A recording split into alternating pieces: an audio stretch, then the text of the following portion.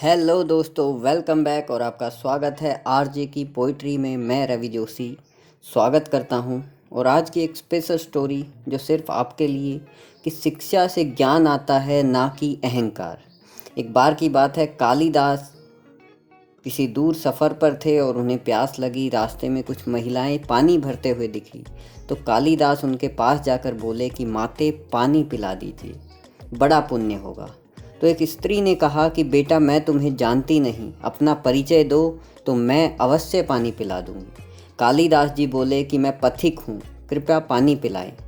स्त्री ने कहा कि तुम पथिक कैसे हो सकते हो, पथिक तो केवल दो ही हैं, सूर्य और चंद्रमा, जो कभी रुकते नहीं, हमेशा चलते रहते हैं। तुम इनमें से कौन हो, सत्य बताओ।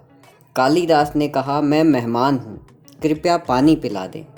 स्त्री ने कहा कि तुम मेहमान कैसे हो सकते हो, संसार में सिर्फ दो ही मेहमान हैं, पहला धन और दूसरा यौवन, इन्हें जाने में समय नहीं लगता।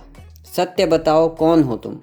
सारे तर्क से पराजित होकर कालिदास जी बोले कि मैं सहनशील हूँ, अब पानी पिला दें। स्त्री ने कहा, नहीं, सहनशील तो दो ही हैं, पहली धरती, जो पापी पुण्य आत्मा सबका बोझ सहती है, उसकी छाती चीर कर बीज बो देने से भी अनाज के भंडार भर देती है। दूसरे पेड़, जिनको पत्थर मारो फिर भी मीठे फल देते हैं। तुम सहनशील नहीं, सच बताओ, कौन हो तुम।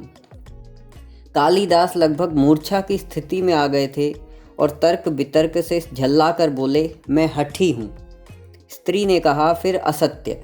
हठी तो दो ही हैं, पहला नख यानी नाखून और दूसरा केस यानी बाल, कितना भी काटो बार बार निकल आते हैं।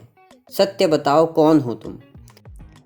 पूरी तरह अपमानित और पराजित होने पर कालिदास बोले, फिर तो मैं मूर्ख ही हूँ। स्त्री ने कहा, नहीं, तुम मूर्ख कैसे हो सकते हो।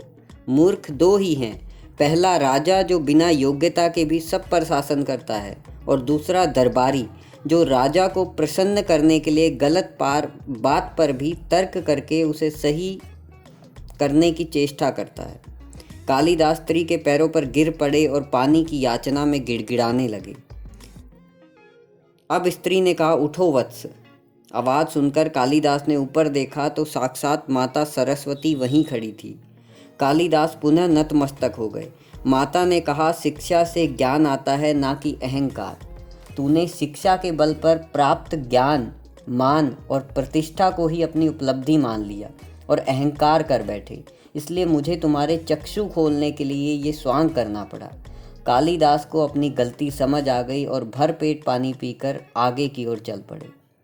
तो इस कहानी से ये शिक्षा मिलती है कि विद्वता पर कभी घमंड ना करें, यही घमंड विद्वता को नष्ट कर देता है। दो चीज़ों को कभी व्यर्थ नहीं जाने देना चाहिए, अन्न के कण को और आनंद के क्षण को।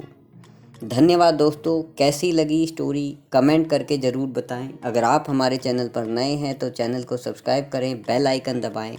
आपका सपोर्ट हमारे लिए बहुत ज़रूरी है। धन्यवाद।